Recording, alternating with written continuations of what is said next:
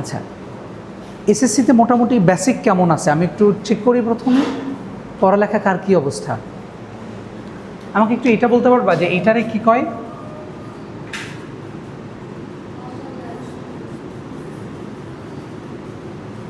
নিচেরটাকে কি বলে? উপরেরটা জানো নাকি? সামথিং বাই জিরো, উপরে কিছু একটা, নিচে যদি জিরো থাকে সেটাকে আমরা কি বলি? অসংজ্ঞায়িত, বা ইংলিশে বলে আনডিফাইন্ড। হ্যাঁ, নিচেরটাকে কি বলে বলো তো?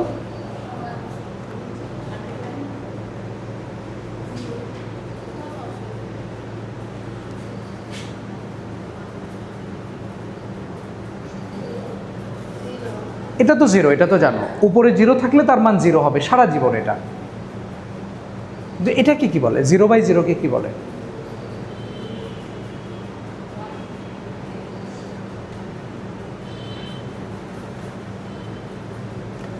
অনির্ণীয়। জিরো বাই জিরোকে কি বলে? মানে কি? যেটা নির্ণয় করা যায় না। এখন কথা হলো, এটা কেন নির্ণয় করা যায় না? অনেকে কিন্তু এরকম করে, বুঝছো? যে যেমন ধরো যে 5/5, এটাকে কাটাকাটি করে আমি কত লিখি? 1 লিখি না? অনেকে আবার এটা বলে যে উপরেও জিরো, নিচে উপরে নিচে সেম জিনিস হলে কাটাকাটি করে 1 লেখা যায়, হ্যাঁ না? এই কাজটা কখনোই করা যায় না। এটা করা যায় না, এটা কিন্তু তুমি জানো যে উপরে নিচে জিরোকে কাটাকাটি করা যায় না, এটা তুমি জানো। আজকে জানবা কেন যায় না। সো এটা নিয়ে আমি কেন শুরু করছি, কারণ হচ্ছে ম্যাথের কিছু ছোট্ট ছোট্ট বেসিক আছে, এই বেসিকগুলো তোমার লাইফে কাজে দেবে। আর ইন্টারের পড়ালেখাগুলো এরকম, প্রত্যেকটা জিনিস তুমি যাই পড়ো সেটা ফিল করে করে পড়ার ট্রাই করবা। ফিল করে পড়ার ট্রাই করা মানে হচ্ছে ওই জিনিসের মধ্যে যা আছে ওটা তারা অ্যাকচুয়ালি কী বুঝাচ্ছে সেটা তুমি ফিল করার চেষ্টা করবা। তাহলে ম্যাথমেটিক্সে বা ফিজিক্সে, কেমিস্ট্রিতে, ইন্টারে অন্তত তোমার কোনো ঝামেলা হবে না। এসএসসিতে যা করে আসছো করছো, কোনো সমস্যা নাই।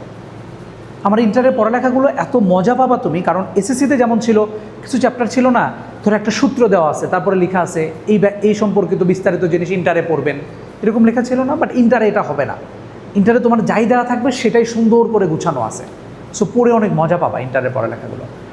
সো দেখো যে উপরে নিচে জিরো বাই জিরোকে আমরা অনির্ণীয় বলি। অ্যাকচুয়ালি কেন অনির্ণীয় বলি এটাকে আমরা, এটার যদি একটা ছোট্ট ব্যাখ্যা দিই তোমাকে আমি, খুব সিম্পল। অনির্ণীয় মানে হচ্ছে যেটা নির্ণয় করা যায় না।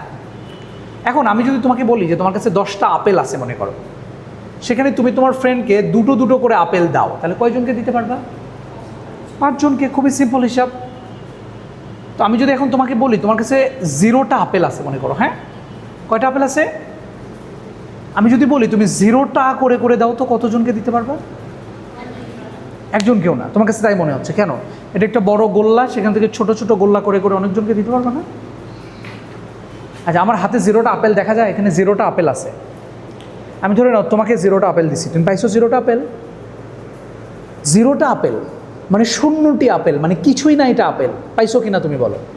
পাইছো, পাইছো, পাইছো, পাইছো, পাইছো, পাইছো, পাইছো। সবাই 0টা আপেল পাইছো না? আমি তোমাদের আব্বু আম্মু যারা আছে সবাইকে দিলাম, দুনিয়ার যত মানুষ আছে সবাইকে দিলাম, পশু পাখি জিনজাতি যারা আছে সবাইকে 0টা করে করে আপেল দিলাম। বলো তো কয়জনকে দিছি? নির্ণয় করতে পারবে তুমি কখনো? কখনোই নির্ণয় করা যাবে না। এই কারণে 0 বাই 0 জিনিসটা হচ্ছে অনির্ণীয়। মনে থাকবে কথাটা? 0 বাই 0 অনির্ণীয়, যেটাকে ইংলিশে বলা হয় ইনডিটারমিনেট। হ্যাঁ, এগুলো একটু লিখে ফেলো।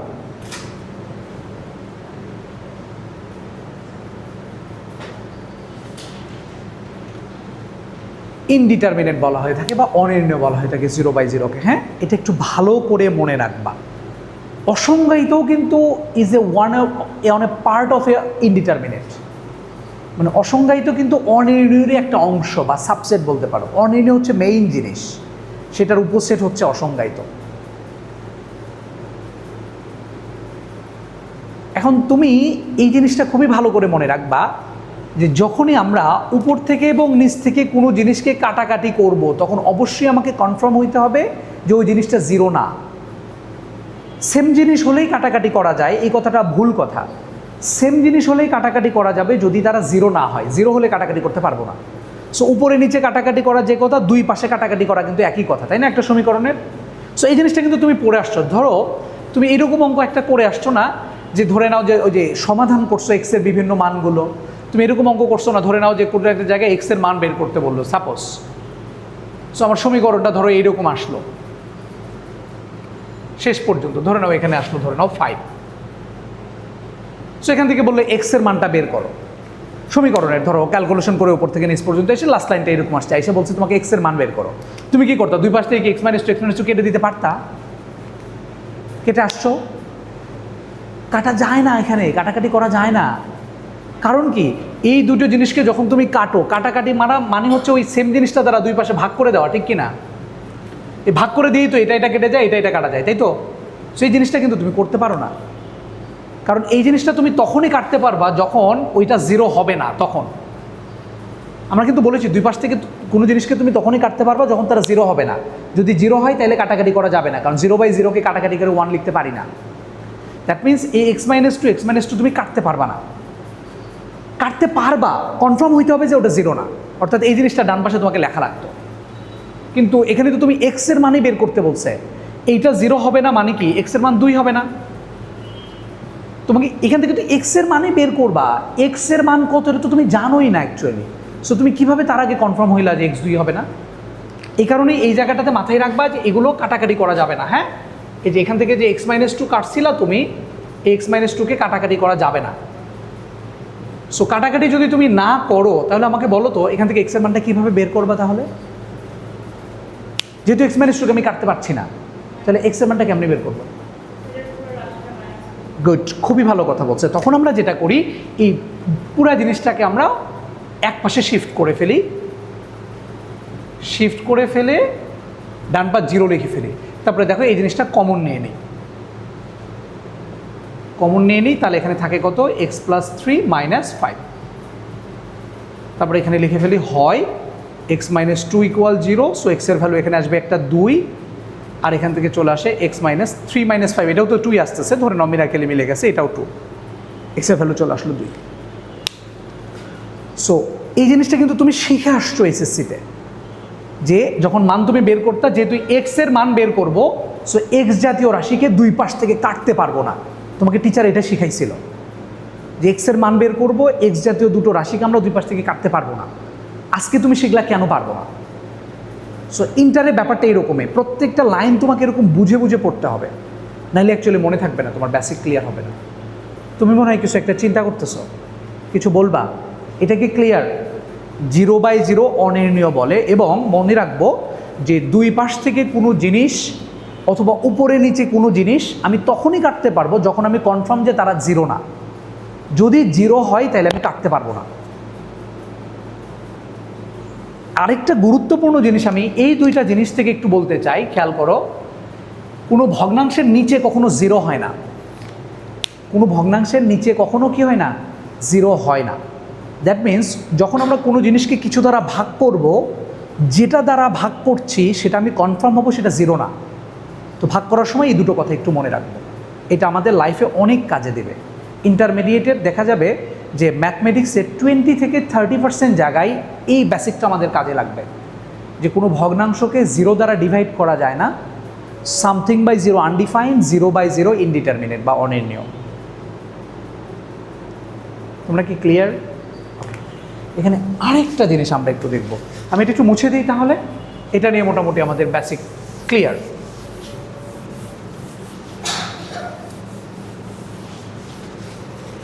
আরেকটা জিনিস নিয়ে আমি একটু কথা বলতে চাচ্ছি। তুমি আমাকে এটা বলতে পারবা যে √x সমান মনে করো y। আমরা তো এখন পর্যন্ত মোটামুটি বাস্তব সংখ্যা নিয়েই আলোচনা জানি, মানে এসএসসি পর্যন্ত বাস্তব সংখ্যাই ছিল। ইন্টারে গিয়ে নতুন একটা নাম্বারের সাথে তোমরা পরিচিত হবা, জটিল সংখ্যা বা কমপ্লেক্স নাম্বার বলা হয়। কমপ্লেক্স নাম্বারটা কেমন তুমি কি জানো? যে রুটের মধ্যে মনে করো 4 আছে, এটার ভ্যালু কত? 2 না? রুটের মধ্যে যদি -4 দিতাম তাইলে মান কত আসতো? আমরা কিন্তু জানি না, অসংজ্ঞায়িত না, এটা আসলে বাস্তব সংখ্যার ক্ষেত্রে অসংজ্ঞায়িত। রুটের মধ্যে নেগেটিভ থাকলে সেটার মান বের করা যায় না, বাস্তব সংখ্যায় যায় না। কিন্তু রুটের মধ্যে নেগেটিভ থাকলে এটাকে জটিল সংখ্যা বলে। কী সংখ্যা বলে? ওইটা যখন আমরা আলোচনা করব তখন বুঝতে পারবো জটিল সংখ্যা। আপাতত মনে রাখি, রুটের মধ্যে নেগেটিভ হলে সেটা বাস্তব সংখ্যা হয় না। কি হয় না? বাস্তব সংখ্যা হয় না। তাইলে আমি এখান থেকে কি বলতে পারি, এই যে কন্ডিশনটা ছিল আমাদের, এটা শর্ত কি আসবে? এটা যদি বাস্তব সংখ্যা নিয়ে আলোচনা করি এখানে আমি, তাহলে রুটের ভিতরে যে জিনিসটা x, এটার ভ্যালু হবে > 0, মানে নেগেটিভ হবে না। এবং পাশাপাশি আরেকটা কন্ডিশন এখানে, এই যে রুট এক্স যে ভ্যালুটা ছিল সেটার মান যে ওয়াই ছিল, সেই ওয়াইয়ের মানটাও কখনো নেগেটিভ হবে না, মানে জিরোর থেকে বড় আসবে। মানে রুটের ভিতরে যেটা থাকে সেটাও কখনো নেগেটিভ হয় না, জিরো হয় বা জিরোর থেকে বড় হয়। এই সংখ্যাকে কি সংখ্যা বলে? জিরো সহ সকল ধনাত্মক সংখ্যাকে কি সংখ্যা বলে? জিরো সহ সকল ধনাত্মক সংখ্যাকে কি সংখ্যা বলে?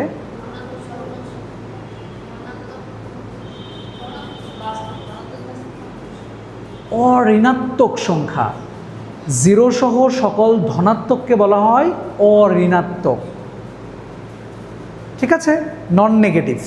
ওকে, জিরোর পর থেকে তো ধনাত্মক, জিরোর বাম পাশ থেকে তো ঋণাত্মক, কিন্তু জিরোকে যখন ধনাত্মকের সাথে অ্যাড করব তখন হয় অঋণাত্মক। এখন তুমি বলতে পারো তাহলে জিরোকে যদি ঋণাত্মকের সাথে অ্যাড করে বলি তাহলে এটা কি হবে? জিরো এখন সকল ঋণাত্মককে একসাথে কি বলা যায়? অধনাত্মক। এটা বলা হয় না কখনোই, মানে জিরোকে কখনো আমরা নেগেটিভের সাথে কাউন্ট করি না, কারণ জিরোর আগের চিহ্নটা পজিটিভ, তো এই জন্য ওটাকে আমরা সবসময় পজিটিভের সাথে চিন্তা করি, অঋণাত্মক বলা হয়। তারপরে এখান থেকে যেটা গুরুত্বপূর্ণ জিনিস, রুটের ভিতরে যে জিনিসটা সেটা নন নেগেটিভ বা অঋণাত্মক, রুট সহ পুরাটার ভ্যালুটাও হচ্ছে নন নেগেটিভ, অর্থাৎ রুট ওভার এক্স এই পুরোটার মান যেটা ওয়াই এটাও হবে নন নেগেটিভ। এটা তো জানো তোমরা নাকি? ওই যে ডোমেন রেঞ্জ বের করে আসছো না, ফাংশন তো ছিল, তো ডোমেন রেঞ্জ এটা পড়ে আসছো। তাহলে এখান থেকে তোমরা আমাকে একটা কথা বলবা দেখি, এটা তোমরা কতজন পারো? এক্স স্কোয়ার ইকুয়াল টু মনে করো 4 suppose. So x equal to কত আসবে তাহলে? √4। তারপরে আমরা এক্স ইকুয়াল টু কত দিব? +-2। ঠিক আছে, এটা অর্থাৎ এক্স স্কোয়ার ইকুয়াল টু 4 যদি হয়, এক্স স্কোয়ার ইকুয়াল টু 4 যদি হয় তাহলে আমরা দেখলাম কি এক্সের মান আসছে +-2। তার মানে এই এক্সের জায়গায় যদি তুমি +2 বসাও তার উপর স্কোয়ার দিলেও 4 হবে, -2 দিলেও তার উপর স্কোয়ার দিলে 4 হবে। খেয়াল করো, আমি একটু আগে বলে আসছি রুট সামথিংয়ের ভ্যালু কখনো নেগেটিভ হতে পারবে না, অলওয়েজ জিরো হবে, জিরো থেকে বড় হবে। কিন্তু এখানে √4 মান আমি +-2 কেন দিলাম? এই 3 লাইনের মধ্যে এক জায়গায় আমি ভুল করছি, ভুলটা কোথায় বলো একটু আমাকে, কেউ বের করতে পারো কিনা? তুমি এটা জানো? গুড, এই লাইনটা আমি ভুল করছি। খেয়াল করে দেখো, এক্স স্কোয়ার ইকুয়াল টু 4 যদি হয় তাহলে এক্সের মান কত আসবে? এক্সের মান যদি তুমি +√4 দাও তার উপর স্কোয়ার দিলেও এটা 4 হবে, -√4 দাও, এই মাইনাস কিন্তু রুটের মধ্যে না, রুটের বাইরে, তার উপর স্কোয়ার দেয় তাইলেও 4 হবে। তার মানে এক্স স্কোয়ার ইকুয়াল টু 4 যদি হয় তাহলে এক্সের মান +√4 এবং -√4। সো এইখানে আমার একটা প্লাস মাইনাস দেওয়ার দরকার ছিল। সো এই প্লাস মাইনাসের বদলে এই প্লাস মাইনাস আসে, আর এই √4 বদলে কিন্তু শুধুমাত্র 2 আসে। সো রুট ওভার সামথিংয়ের value always non negative. √4 value কিন্তু +-2 না, √4 ভ্যালু শুধু +2। তাহলে বলো √9 মান কত? √9 মান কত? হ্যাঁ, √9 সমান কত? প্লাস-মাইনাস আবার বলতেছে রে। রুট ওভার সামথিংয়ের ভ্যালু অলওয়েজ নন নেগেটিভ, মানে অলওয়েজ পজিটিভ। তোমরা মনে হয় এই সকালবেলা উঠছো তো ঘুম থেকে, এই জন্য একটা ক্লাস করে ফেলছো ফিজিক্সের, আরেকটা ক্লাস করতেছো, এই জন্য মনে হয় ঘুম পাইতেছে। তাহলে মনে রাখবা এটা রুট ওভার সামথিংয়ের ভ্যালু অলওয়েজ নন নেগেটিভ। এটা বাস্তব সংখ্যার রেসপেক্টে। যখন আমরা জটিল সংখ্যা আবার এখানে আলোচনা করব তখন প্লাস মাইনাস হয়ে যাবে, ওই চিন্তা আবার পরে। আপাতত বাস্তব সংখ্যার জন্য মনে রাখি রুট সামথিংয়ের ভ্যালু অলওয়েজ পজিটিভ, এটা কোনো নেগেটিভ জিনিস লিখতে পারবো না। তাহলে এখানে প্লাস মাইনাসটা কেন আসছে? এই স্কোয়ারটা রুট হয়ে যাওয়ার কারণে কিন্তু এই প্লাস মাইনাসটা আসছে, এই রুটের কারণে কিন্তু প্লাস মাইনাস আসে নাই। এই স্কোয়ারটা যখন এক পাশ থেকে আরেক পাশে চলে গেছে তখন এই প্লাস মাইনাসটা আসছে, এই কথাটা একটু মনে রাখো। রুট সামথিংয়ের value always non negative.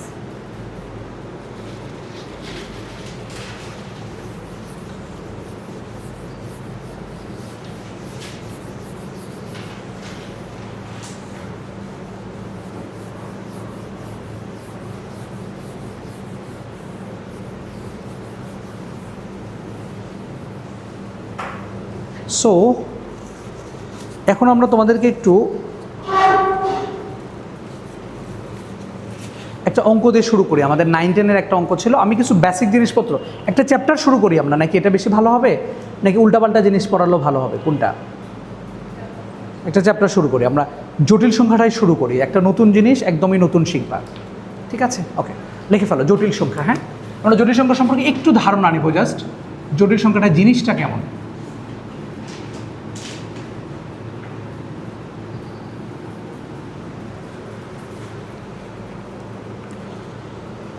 So জটিল সংখ্যাতে যাওয়ার আগে অ্যাকচুয়ালি আমাদেরকে ছোট্ট একটা জিনিস সম্পর্কে ধারণা নিতে হবে, সেটা হচ্ছে ওই যে যেটা বলে আসছিলাম, রুটের মধ্যে নেগেটিভ। সাপোজ ধরো রুটের মধ্যে -1 যেটা, এটাকে আমরা ম্যাথমেটিশিয়ানরা এটাকে বলা হয় আই বলে। কি বলে?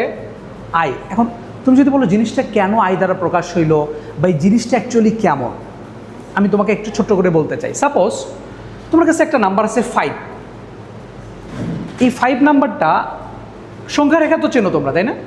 এটা তো সংখ্যা রেখা। তো এটা যদি 0 হয়, আমরা জানি এটা এই 0 থেকে ডান দিকে পজিটিভ, বাম দিকে নেগেটিভ। তো 5 কোথায় হবে? 5 এখানে হবে। এই পয়েন্টটা হচ্ছে 5 মনে করো। সো আমি যদি এখন বলতে চাই যে এই সংখ্যাটাকে আমি পুরো 180 ডিগ্রি কোণে ঘুরাইতে চাচ্ছি, তাহলে কত দ্বারা গুণ করতে হয়? সিম্পল, এখানে 5 ছিল, এই 5-এর সাথে আমি -1 দ্বারা গুণ করব, তাহলে সেটা হয়ে যাবে -5।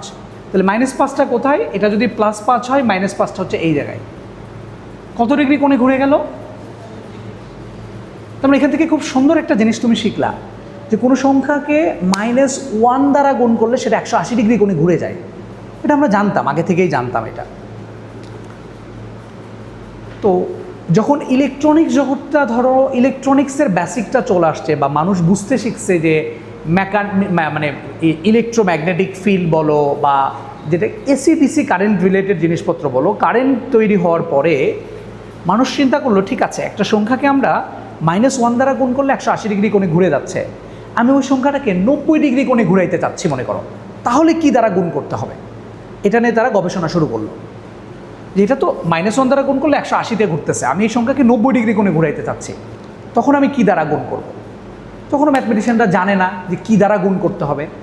ধরে নিল যে সে ধরো ক দ্বারা গুণ করব, ক দ্বারা গুণ করলে কোনো একটা সংখ্যা 90 ডিগ্রি কোণে ঘুরে যাবে।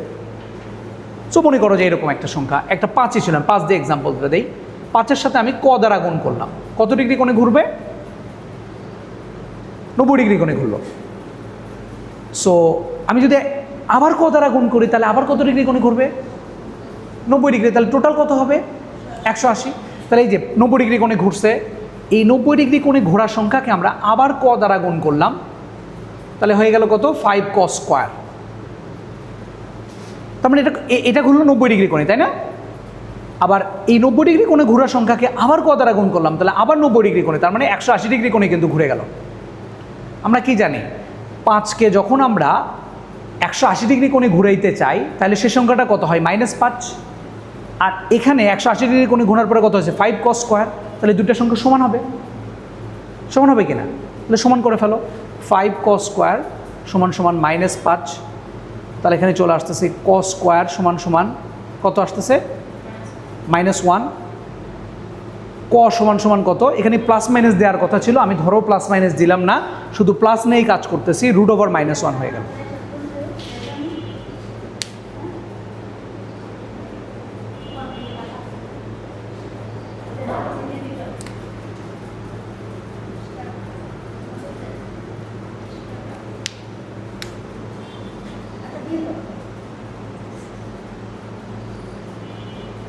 কর মান কত আসলো দেখো তো? √প্লাস মাইনাস হওয়ার কথা ছিল, আমরা প্লাস মাইনাস দিতে পারো তুমি, প্লাস মাইনাস। আচ্ছা প্লাস আমি মাইনাস দিলাম না, মাইনাস দিলে তোমাদের কনফিউশন হতে পারে, ধরে নাও মাইনাসও হবে, আমি প্লাস নিয়ে আপাতত আলোচনা করি।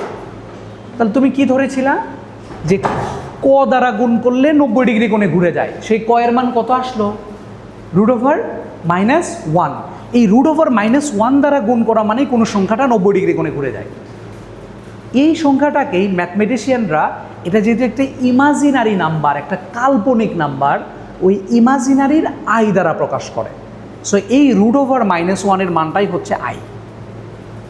এই আইটা আসছে কোথা থেকে? ইমাজিনারি থেকে, ইমাজিনারি থেকে।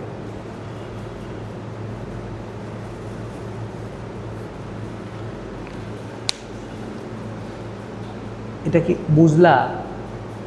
তুমি কি বুঝতে পারলা? তার মানে কোনো একটা সংখ্যাকে যদি আমরা 90 ডিগ্রি কোণে ঘুরাইতে চাই, তাহলে কত দ্বারা গুণ করতে হবে? ক দ্বারা, ক আর বলবা না, আমি তো আগে জানতাম না কটা আসলে কে, সেই কয়ের মানটা বের করলাম, √-1 মানে হচ্ছে আই। তার মানে আই দ্বারা গুণ করলে কোনো একটা সংখ্যা 90 ডিগ্রি কোণে ঘুরে যায়। এই কথাটা বাংলায় লিখে ফেলবা, হ্যাঁ, আগে পুরোটা লিখে ফেলো, লিখে ফেলার পরে বাংলায় ওই কথাটা লিখবা।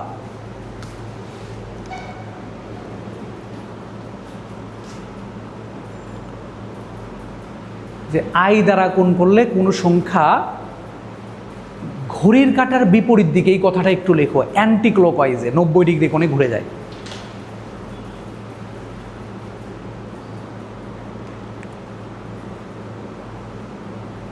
ঘড়ির কাঁটার বিপরীত দিকে বা অ্যান্টি ক্লকওয়াইজে 90 ডিগ্রি কোণে ঘুরে যায়।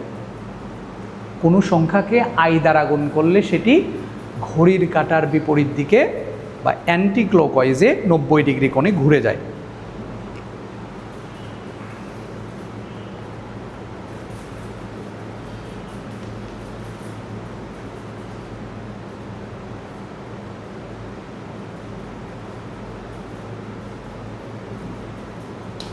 ঠিক আছে, তারপর ওই জিনিসটা একটু লিখতে পারো তোমরা।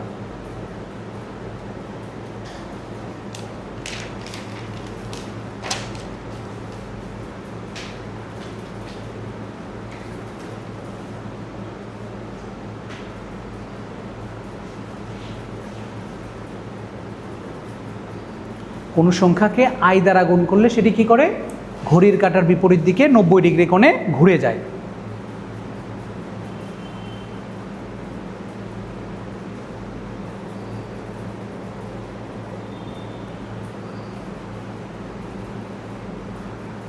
এগুলো সব লিখতে হবে, হ্যাঁ, লিখে ফেলছো সব, পরে যা মনে থাকবে না বাসায় গেলে।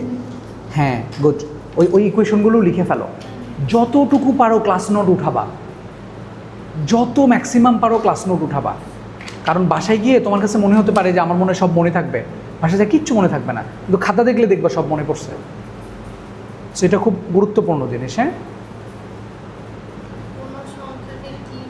আই দ্বারা গুণ করলে, আই আই শুধু আই লেখো, কোনো সংখ্যাকে আই দ্বারা গুণ করলে, হ্যাঁ, আই দ্বারা গুণ করলে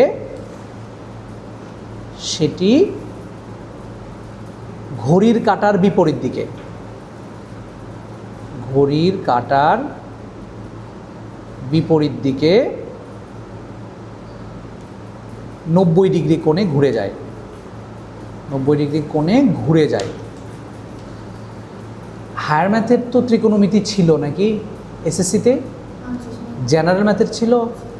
ত্রিকোণমিতি সম্পর্কে ভালো ধারণা আছে, অ্যান্টি ক্লকওয়াইজ, ক্লকওয়াইজ এগুলো তো বোঝো।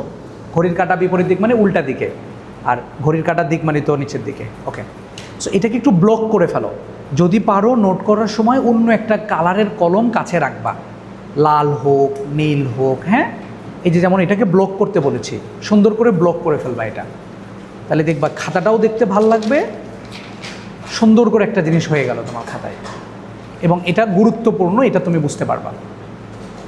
ওকে, সো এটার অ্যাকচুয়ালি তাহলে আমাদের এই লাইফে অ্যাপ্লিকেশনটা কি? সো খেয়াল করে দেখো, মনে করো আমার এখানে কোনো একটা নাম্বার আছে, সাপোজ ধরো সেটা 5, আমি এই 5-এর সাথে একটা আই দ্বারা গুণ করলাম, তাহলে সেটা কত হয়ে গেল? 5i। তাহলে সেটা কত ডিগ্রি কোণে ঘুরে যাবে? ঘড়ির কাঁটা বিপরীত দিকে 90 ডিগ্রি কোণে। তাহলে এখানকার যে সংখ্যাটা সেটা হয়ে যাবে 5i, ঠিক কি না? 90 ডিগ্রি কোণে ঘুরলো। আমি এই 5i এর সাথে আবার আমি একটা 90 ডিগ্রি কোণ দ্বারা আমি আবারও ধরে নাও যে আই দ্বারা গুণ করতেছি, তাহলে সেটা কত হয়ে যাবে? তাহলে এটা হয়ে যাবে কত? 5i², ঠিক কি না? 90 ডিগ্রি আই দ্বারা গুণ করছি, তাহলে আবার 90 ডিগ্রি কোণে ঘুরলো। সো এটার সাথে আবার 90 ডিগ্রি কোণে আমরা আবার আই দ্বারা গুণ করলাম, তাহলে এটা এখানে যে সংখ্যাটা আসলো সেটা কত হয়ে গেল? 5i³। আবার 90 ডিগ্রি দ্বারা গুণ করলো, তাহলে আবার কিন্তু সেটা 5-এ চলে আসলো। জিনিসটা কেমন আমি তোমাকে একটু ফিল করাই।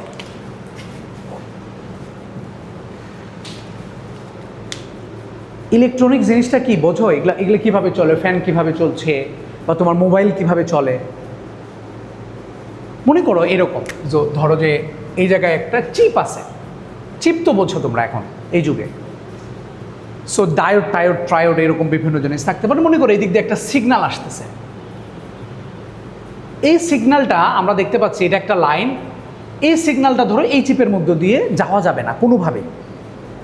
আমরা ধরে নিচ্ছি এরকম একটা চিপ যার মধ্যে দিয়ে সিগন্যাল যেতে পারবে না, গেলে সিগন্যালটা মানে ওই সিস্টেমটা নষ্ট হয়ে যাবে।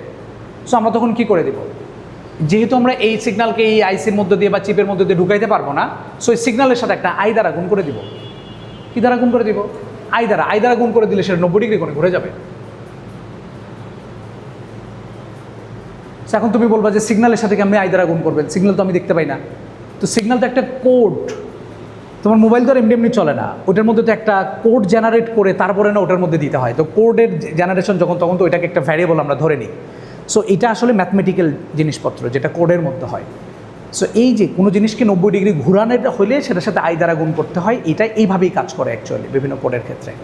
সো আমি যদি তোমাকে তাহলে নর্মালি বলি, বলো তো আই সমান সমান কত, তাহলে বলো তো দেখি, √(-1), তাহলে আই স্কোয়ার সমান সমান কত আসবে? -1। আই কিউবের মান কত আসবে? আই কিউব মানে আমি কত বলতে পারি? আই স্কোয়ার ইন্টু আই বলতে পারি। আই স্কোয়ারের মান কত? -1 না? তাহলে -1 ইন্টু আই, তার মানে কত আসলো? -i। আই কিউবের ভ্যালু -i। i⁴ মানে কত আসতেছে বলো তো দেখি? আই স্কোয়ার তার উপরে স্কোয়ার, আই স্কোয়ারের মান -1 তার উপরে স্কোয়ার, তার মানে +1। ওই যে i⁴ মানে কিন্তু দেখো যেখানে ছিল সেখানেই চলে আসছে আবার। এটা একটু খাতায় লিখে ফেলো, এই 4টা মান খুবই গুরুত্বপূর্ণ। আয়ের মান, আই স্কোয়ারের মান, আই কিউবের মান এবং i⁴ এর মান।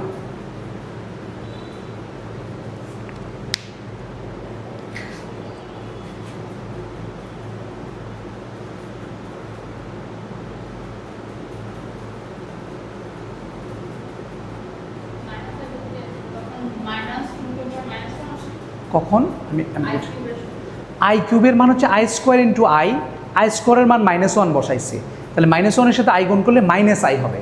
এখন তুমি কি বলতে চাচ্ছ? -√(-1), এটার মান কত? এটার ভ্যালু হচ্ছে -i, এটা মানেই আই কিউব বলতে পারো তুমি। আই কিউবের ভ্যালু -i, এটা মনে রাখবা। এই 4টা মান খুবই গুরুত্বপূর্ণ। আচ্ছা, এখন আমরা যে জায়গাটাতে আসতে চাচ্ছি, এই জায়গাটাই তোমাকে যদি আমি আরেকবার ভালো করে একটু বুঝাই। এটা 1 ছিল মনে করো, লিখে ফেলো, এইটুকু লিখে ফেলো, এই 4টা ভ্যালু লিখে ফেলো। এবং আমি যেগুলো ব্লক করেছি ওই জায়গাগুলো ব্লক করে ফেলো। আয়ের মান √-1, আই স্কোয়ারের মান শুধু -1, আই কিউবের ভ্যালু -i, i⁴ এর ভ্যালু +1।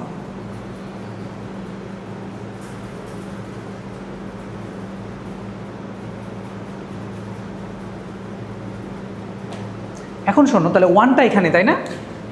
1 কোথায় অবস্থান করে? এই জায়গায়। আই কোথায় অবস্থান করবে? এই 1-এর সাথে আই দ্বারা গুণ করলে সেটা কোথায়? এখানে, তাই তো 90 ডিগ্রি কোণে ঘুরে গেল।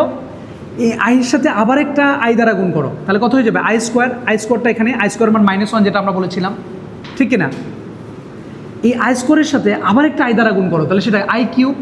আই কিউবের ভ্যালু কত? -i। দেখো আমরা কিন্তু সিমিলার জিনিসই কিন্তু দেখতে পাচ্ছি। দেখো এটা এক্স অক্ষ মনে করো, এইটা ওয়াই অক্ষ, এইটুকু দৈর্ঘ্য ধরে নাও 1 করে করে। তাহলে এটা যদি +1 হয়, এটা হবে -1। সেই -1 মানে আমরা আই স্কোয়ার দ্বারা রিপ্রেজেন্ট করছি। এবং উপরের দিকে এটা যদি +i হয়, তাহলে নিচের দিকে এটা হবে -i, সেটাই হচ্ছে আই কিউব দ্বারা রিপ্রেজেন্ট করছি। এবং এই আই কিউবকে আবার যখন আমরা আবার আই দ্বারা গুণ করবো, তাহলে i⁴ হবে। i⁴ এর ভ্যালু অ্যাকচুয়ালি 1। আবার i⁵ এর ভ্যালু তাহলে কত আসবে? আবার i⁵ মানে কত আসবে? আই আসবে। i⁵ মানে আসবে আই স্কোয়ার। i⁵ এর ভ্যালু আসবে আই কিউব।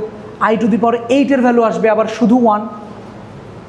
তার মানে দেখতে পাচ্ছি পাওয়ারটা যখন 4 হচ্ছে, 4-এর পরের যে পাওয়ারগুলো সেটা আসলে ওই 4-এর মধ্যেই রিপিট হয়। মানে 4 পর পর, আয়ের পাওয়ার 4-এর পর পর জিনিসটা রিপিট হচ্ছে। কি হচ্ছে? রিপিট হচ্ছে। তাহলে এখান থেকে আমরা আয়ের পাওয়ারের মানটা বের করতে পারি। কিভাবে? দেখো, আমি যদি তোমাকে বলি এখন i⁷ এটার মান কত বের করো, কিভাবে করবা? তুমি জাস্ট যেটা করবা, এই সংখ্যাটাকে 4 দ্বারা ভাগ করবা। কত দ্বারা? 4 দ্বারা ভাগ করার পরে ভাগশেষ যেটা থাকবে সেটাই থাকবে আয়ের পাওয়ার আকারে। কেন খেয়াল করো, এই 7কে আমি কত বলতে পারি, i to the power 4 plus 3 বলতে পারি। তাহলে এটাকে লেখা যায় কত, সূচকের নিয়ম অনুযায়ী i power 4 into i power cube. এই i টু দি পাওয়ার 4-এর কোনো দাম আছে? i টু দি পাওয়ার 4-এর মান কত? 1। সেই 1 যখন গুণ আকারে থাকে তখন কি তার কোনো দাম থাকে? ওইটার মান হচ্ছে 1। 1টা গুণ আকারে ছিল, ওটার কোনো দাম নাই, তার মানে i কিউব থেকে যাচ্ছে। সিমিলারলি আমি যদি তোমাকে বলি i টু দি পাওয়ার, তাহলে বলো তো 21, এটার ভ্যালু কত? 21কে তুমি 4 দ্বারা ভাগ করবা, তাহলে কত আসবে? 4 × 5 = 20। এই i টু দি পাওয়ার 20-এর কোনো দামই নাই, কারণ এই i টু দি পাওয়ার 20-এর মান হচ্ছে 1। ঠিক আছে তো? তাহলে অবশিষ্ট থাকবে কত? 4 দ্বারা ভাগ করলে 1, তার মানে ওই একটাই থাকবে i এর পাওয়ার। i টু দি পাওয়ার 1 হচ্ছে এটার অ্যান্সার, মানে হলো i। বুঝতে পেরেছো? ও মনে হয় বোঝে নাই, তুমি বোঝো নাই তাই না? আচ্ছা, একটু এই যে এখন বুঝবা, দেখো আমি তোমাকে এখন বুঝাই দিচ্ছি।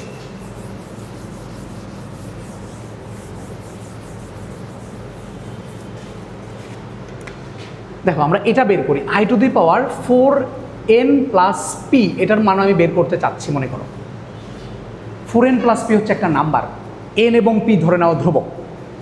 সো এটাকে আমি কিভাবে লিখতে পারি? দেখো i to the power 4n into i to the power p, এভাবে লেখা যায়?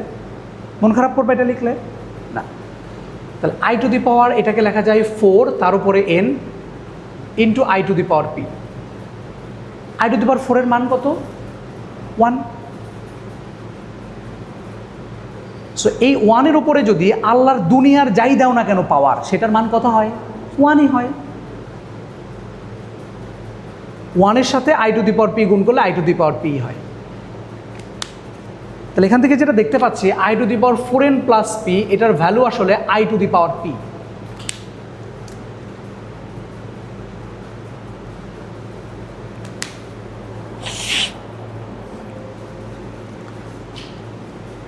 এটা লিখে ফেলো, লিখে ফেলো।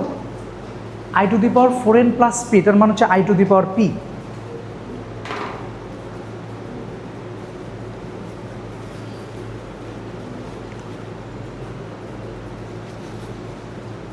কি বলো বলো, তুমি কিছু বলবা?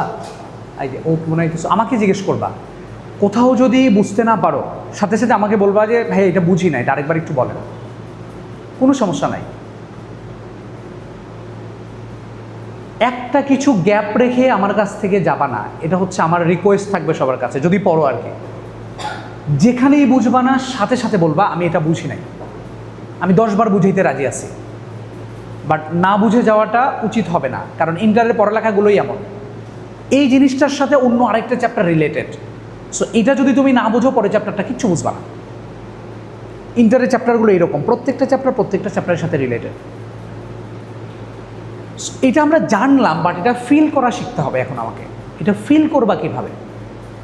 এই যে 4n প্লাস p, এটা একটা কি ছিল বলো তো? একটা সংখ্যা ছিল না? এই 4n প্লাস p এর 4nটা কি? 4 দ্বারা বিভাজ্য। 4n সংখ্যাটা কি 4 দ্বারা বিভাজ্য না? মানে 4 দ্বারা ভাগ করা যাবে ওটাকে। তাহলে 4n প্লাস p এই সংখ্যা মানে হলো 4 দ্বারা বিভাজিত সংখ্যার থেকে p পরিমাণে বেশি।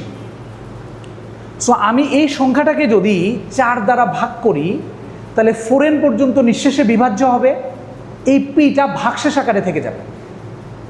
ওই ভাগশেষটাই আয়ের পাওয়ার আকারে লাস্ট পর্যন্ত থেকে যায়। আমার কথা কি বোঝা গেল? আয়ের পাওয়ার যেটা থাকবে সেই পাওয়ারকে 4 দ্বারা ভাগ করব। 4 দ্বারা ভাগ করলে 4n, যেটা 4 দ্বারা বিভাজিত সংখ্যা, সেটার ভ্যালু হচ্ছে 1। ওটা 4 দ্বারা বিভাজিত যেহেতু, তাহলে i টু দি পাওয়ার 4 তার উপরে কিছু একটা, সেটার ভ্যালু হচ্ছে 1। সো ওই 4 দ্বারা বিভাজিত পরে যে সংখ্যাটা থাকবে সেটাই আলটিমেটলি আয়ের পাওয়ার আকারে থেকে যাবে, মানে ভাগশেষটাই আয়ের পাওয়ার আকারে থেকে যাবে।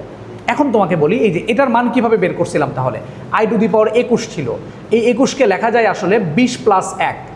এই যে 20, এটার কোনো দামই নাই অ্যাকচুয়ালি পাওয়ারে। কারণটা কি? এটাকে লেখা যায় i টু দি পাওয়ার 4 তার উপরে হচ্ছে 5 into i to the power 1। এটার আলটিমেটলি কোনো দামই নাই, কারণ এটার ভ্যালু 1 চলে আসে। এখন বুঝতে পেরেছো? তাহলে আমরা জাস্ট কী করবো? আয়ের পাওয়ার আকারে থাকলে ওই পাওয়ারকে 4 দ্বারা ভাগ করব, ভাগশেষ যেটা থাকবে সেটাই থাকবে আয়ের পাওয়ার। মনে থাকবে? ওকে, তাহলে আমরা আরও কিছু অঙ্ক করি। দেখো i টু দি পাওয়ার বললাম 102, এটার মান কত?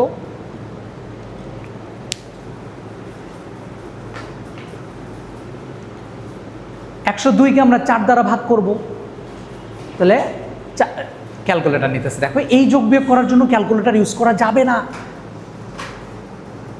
এগুলো মাথায় করতে হবে, কারণ দুদিন পরে ঢাকা ইউনিভার্সিটির পরীক্ষা দিবেন, সেখানে কোনো ক্যালকুলেটর দিবে না আপনাকে। সো ক্যালকুলেটর ছাড়া এগুলো ছোট ছোট যোগ বিয়োগগুলো করার চেষ্টা করতে হবে। এখন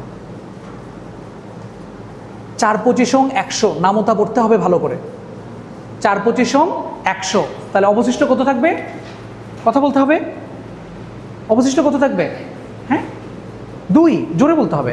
আই স্কোয়ার মান -1। তাহলে আমাকে যদি বলে আই টু দি পাওয়ার 1 2 3 4 5 6 7 8 9, এটার মান কত? এখন আমি কি সারাদিন ধরে এই সংখ্যাগুলোকে 4 দ্বারা ভাগ করব? তাহলে আমরা ছোটোকালে পড়ে আসছি 5 অথবা 6-এ বা 4-এ কোনো একটা সংখ্যা 4 দ্বারা বিভাজিত কিনা এটা কিভাবে চেনা যায়?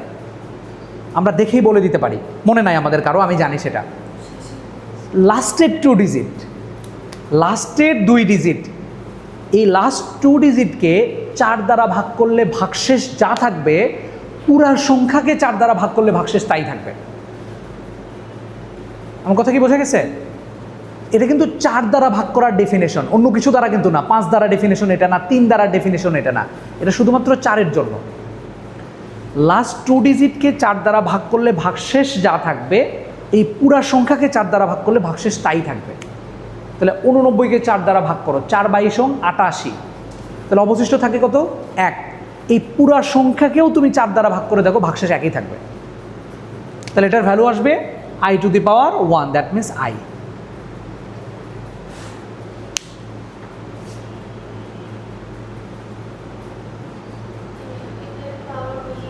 এটা আরেকবার বোঝাবো। এটা একটা ডেফিনেশন, কোনো একটা সংখ্যা 4 দ্বারা বিভাজিত হয় কিনা, তার জন্য নিয়মটা হলো লাস্টের 2 সংখ্যাকে আমরা 4 দ্বারা ভাগ করব, ভাগ করলে ভাগশেষ যা থাকবে ওই পুরা সংখ্যাকেও 4 দ্বারা ভাগ করলে ভাগশেষ তাই থাকবে। তাহলে এই পুরা সংখ্যাকে 4 দ্বারা ভাগ করলে ভাগশেষ কত থাকবে, এটা বের করার জন্য আমরা লাস্ট 2 ডিজিট নিব। তাহলে 89 89, এটাকে 4 দ্বারা ভাগ করো, 4 22 88, তাহলে 88 পর্যন্ত 4 দ্বারা বিভাজিত, তাহলে অবশিষ্ট থাকবে কত? 1। এই পুরা সংখ্যাকেও 4 দ্বারা ভাগ করলে অবশিষ্ট একই থাকে, সেই একটাই হচ্ছে পাওয়ার। তাহলে আমরা আয়ের পাওয়ার সম্পর্কে ধারণা পাইলাম কিনা?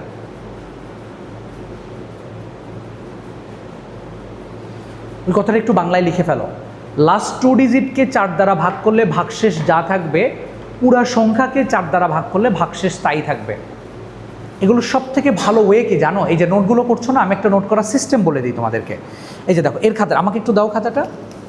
এই যে এই খাতাটাই খেয়াল করে দেখো, ও কী করছে, আয়ের পাওয়ারটা এখানে লিখছে, লিখার পরে এই নিচে লিখতেছে এটা। এই নিচে যদি এই কথাটা না লিখে এই লেখাটা যদি এইখানে লিখতো, সে এখানে লিখে সুন্দর করে এরকম করে একটা যে এই যে এরকম করে দিত, যে এরকম এরকম করে যদি দাগ দিয়ে দিত, হ্যাঁ, এই কথাটাকে এখানে না লিখে যদি এই জায়গাটায় লিখতো, তাহলে এটা ভালো চোখে পড়তো। কারণ কি জানো, তোমাদের অভ্যাস হচ্ছে কি, মানে স্টুডেন্ট সবাই এটা করে কি, এই বরাবর লিখে, মেইন লেখাগুলো এই বরাবর থাকে, যেটা সাইড নোট, যেটা টিকি নোট, যেটা মনে রাখার মতো, সেই জিনিসকে যদি এখানে লিখে ফেলো, দেখবো সুন্দর হবে, এখানে নোটটাও সুন্দর হবে, চোখে পড়বে। ঠিক আছে, এগুলো একটু শিখতে হবে, কোনো সমস্যা নাই, এগুলো শিখবা।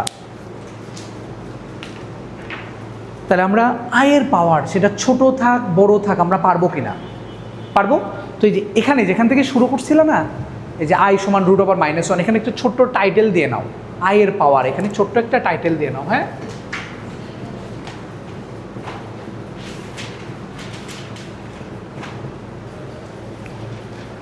যেখানে এটা শুরু করছিল সেখানে একটু ছোট্ট করে টাইটেল দিয়ে নাও, আই এর পাওয়ার।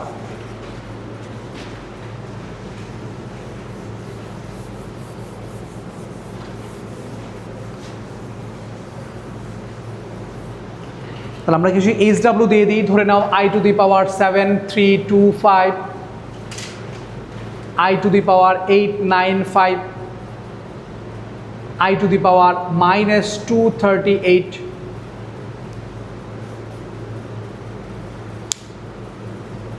নেগেটিভ পাওয়ারের জন্য পারা যাবে না?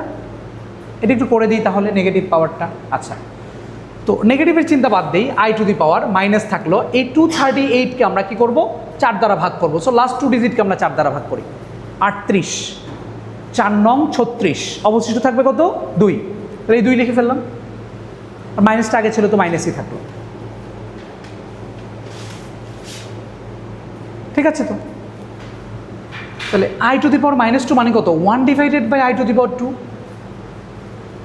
ঠিক আছে তো। i² মান কত -1, তার মানে এটা পুরোটার ভ্যালু হচ্ছে -1।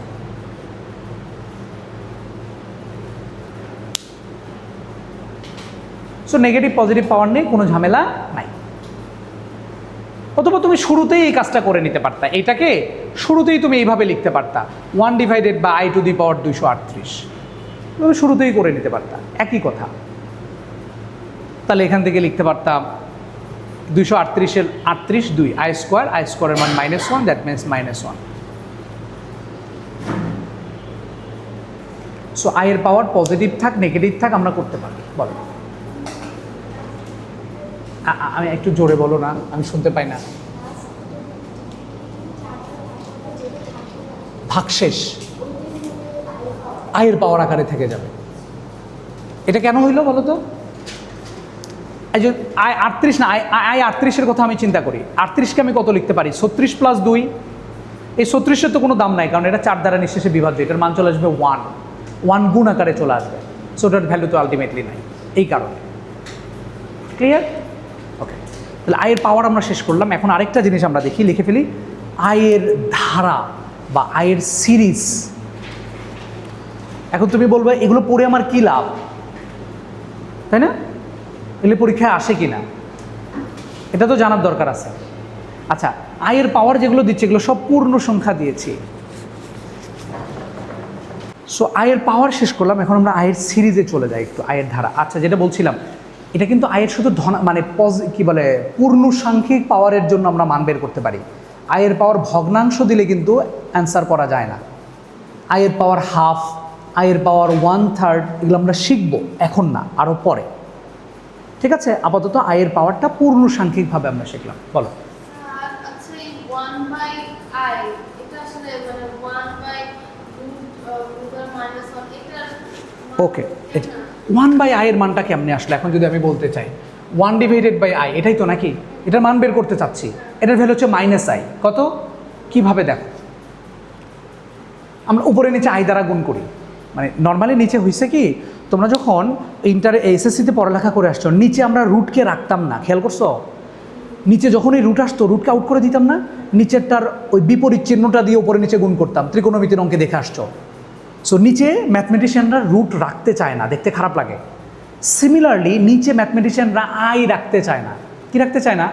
কারণ i মানেই তো √1, তার মানে নিচেই তো রুট আছে, তাইলে এটা মানেই কত 1/√1 না, তার মানে নিচে কিন্তু রুট আছে, এই রুটকে আমরা নিচে রাখতে চাই না। এটা নিয়ম, ম্যাথমেটিশিয়ানরা বলো সবাই নিচে রুটকে রাখতে চায় না। তখন আমরা কি করবো অ্যাকচুয়ালি, এটার অনুবন্ধীতে উপরে নিচে গুণ করবো, বিপরীত চিহ্নযুক্ত। তো এখানে তো একটা জিনিসই, এখানে তো বিপরীত চিহ্ন বলে কিছু নাই। সো নিচে রুটকে আউট করে দেওয়ার জন্য যেটা আমরা করব, উপরে নিচে i দ্বারা গুণ করব। কি দ্বারা? আরেকটা রুটওয়ালা জিনিস দ্বারা গুণ করব, মানে i দ্বারা গুণ করব। তাহলে দেখো উপরে একটা i হয়ে গেল, নিচে হয়ে গেল কত i²। এখন দেখো সুন্দর করে মান চলে আসলো, i² এর ভ্যালু -1, সো এটা -i। সো খুবই গুরুত্বপূর্ণ, ও একটা কথা বলে খুব ইম্পর্টেন্ট একটা কাজ হয়ে গেল। 1/i এর মানটা আমরা বের করে ফেললাম। 1/i এর মানটা হচ্ছে -i।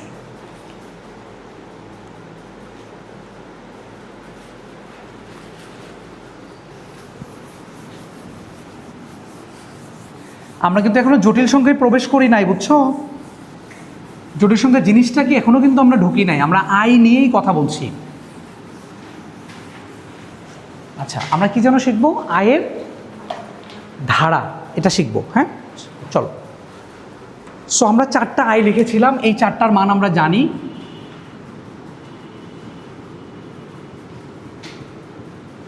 সো এই 4টার মানটা একটু বের করো তো, দেখো তো কত আসে।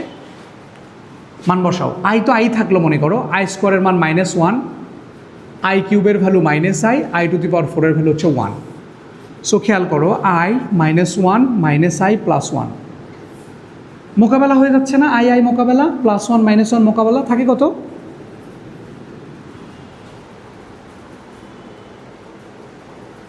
কিছু একটা হইল মনে হয়, তাই না?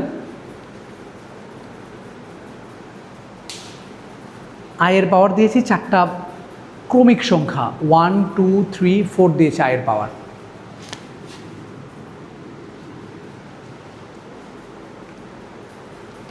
তোমরা নিজেরা বের করো, সবই যে আমার দেখে লিখতে হবে তা না, তোমরা নিজেরা লিখে লিখে করে ফেলো। দেখো সব কাটাকাটি গেলে কত থাকে, 0 আসছে সবার। আচ্ছা, এখানে আয়ের পাওয়ার চারটা দেখলাম আমরা, 1 2 3 4। আমরা যদি এখন বলি আয়ের পাওয়ার চারটা নেগেটিভ পাওয়ার নিয়ে দেখো তো এটার মান বের করো তো কত আসে। -1 নাও, -2 নাও, -3 নাও, -4 নাও, দেখি এই চারটার মান কত আসে বের করো তো তোমরা কয়জন পারো। দেখো এটা সব থেকে ভালো ওয়েটা কোনটা, i to the power -y কে লিখলাম 1/i, এটাকে লিখলাম 1/i², 1/i³ 1/i two the power 4। So 1/i K 1/i এর মতোই রাখি, i² মান -1, i³ এর value -i, i to the power 4 এর ভ্যালু 1। দেখো এখন কাটাকাটি চলে যাচ্ছে, এই যে দেখো +1/i -1/i আউট, +1 -1 আউট।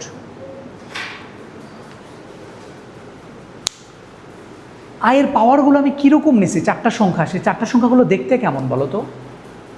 1 2 3 4, -1 -2 -3 -4, চারটা সংখ্যা কি ক্রমিক সংখ্যা না, মানে একের পরে একটা চারটা সংখ্যা। তাহলে এরকম আয়ের পাওয়ার চারটা যদি ক্রমিক হয় তাহলে তার যোগফল হচ্ছে 0। চারটা যদি কী সংখ্যা হয়, ক্রমিক, সেটা যেখান থেকে যে সেখান থেকে হতে পারে, বাট পরপর চারটা সংখ্যা, যে কোনো চারটা সংখ্যা তুমি বলো, তুমি বলো, হ্যাঁ বলো।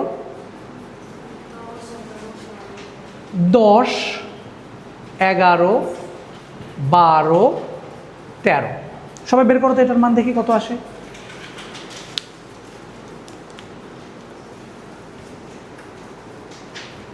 আমাদের যাদের হাত একটু স্লো আছে, হ্যাঁ, ইন্টারে প্রচুর প্র্যাকটিস করিতে হইবে, একটু ফাস্ট লেখা শিখতে হবে। যদিও তোমাদেরকে এখন এগুলো বলা ঠিক না, কারণ এখন তোমাদের একটা, এটাকে কি টাইম চলে বলবো, ধরো যে ওই রিফ্রেশমেন্ট টাইম চলতেছে তোমার এখন, তাই না? এই সময়টাই কিন্তু লাস্ট জীবনে, আর কোনো দিন এরকম ফ্রি টাইম জীবনেও কোনো দিন পাবা না, এটা মাথার মধ্যে ভালো করে ঢুকায় রাখো।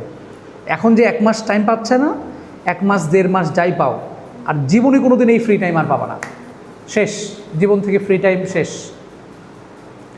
আর একবার পাইতে পারো, সেটা হচ্ছে বিয়ে শাদী করার পরে, এর আগে আর পাবা না। কত আসছে বলো? ওই যে পাওয়ারকে আমরা 4-এর থেকে কমই পাওয়ারে নিয়ে আসি, যখনই বড় পাওয়ার থাকবে, আমার টার্গেট হচ্ছে আয়ের পাওয়ার যাই থাকুক 4 পর্যন্ত পাওয়ার নিয়ে আসা, বা 4-এর থেকে কম পাওয়ারে নিয়ে আসা। তুমি পারছো না? পারছো না? ওই যে পাওয়ারটাকে 4 দ্বারা ভাগ করো, ভাগশেষ যা থাকবে সেটা, মানে অলওয়েজ ট্রাই করবো আয়ের পাওয়ারকে 4-এর নিচে নিয়ে আসার, 4 দ্বারা ভাগ করে ভাগশেষটা নিয়ে আসার। ছোটো পাওয়ার থাকলে তো ভাগ করতে পারবো, 0 আসবে, 0 আসবে।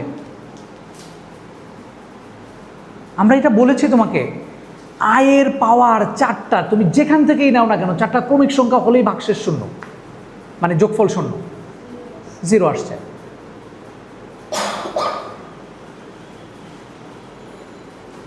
কিভাবে করলাম? 10কে 4 দ্বারা ভাগ করলে ভাগ থাকে 2, এখানে থাকে 3, এখানে থাকে কত 0 নাকি, আর এখানে থাকে 1 নাকি।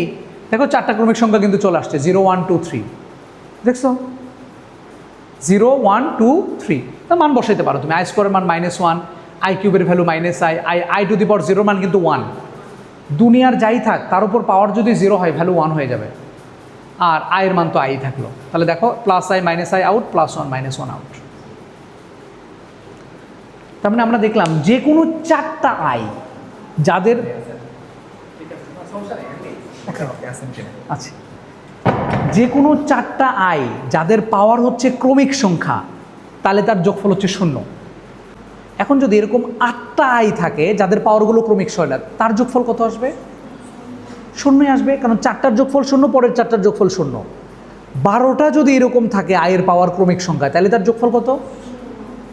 16টার যোগফল কত? 20টার যোগফল কত? তার মানে 4-এর গুণিতক সংখ্যক পদ যাদের পাওয়ারগুলো হচ্ছে ক্রমিক সংখ্যা, যোগফল শূন্য। কি বলেছি তুমি মনে হয় বোঝো নাই। ক্রমিক পাওয়ার, 4টার যোগফল হলে যোগফল কত? 8টার যোগফল হলে, 12টার যোগফল হলে, 16টার যোগফল হলে, তার মানে 4-এর গুণিতক সংখ্যক পদ যাদের পাওয়ারগুলো হচ্ছে ক্রমিক, তার যোগফল কত হবে? 0। তার লিখে ফেলো, 4-এর গুণিতক সংখ্যক পদ যাদের পাওয়ারগুলো ক্রমিক সংখ্যা, যোগফল হবে 0।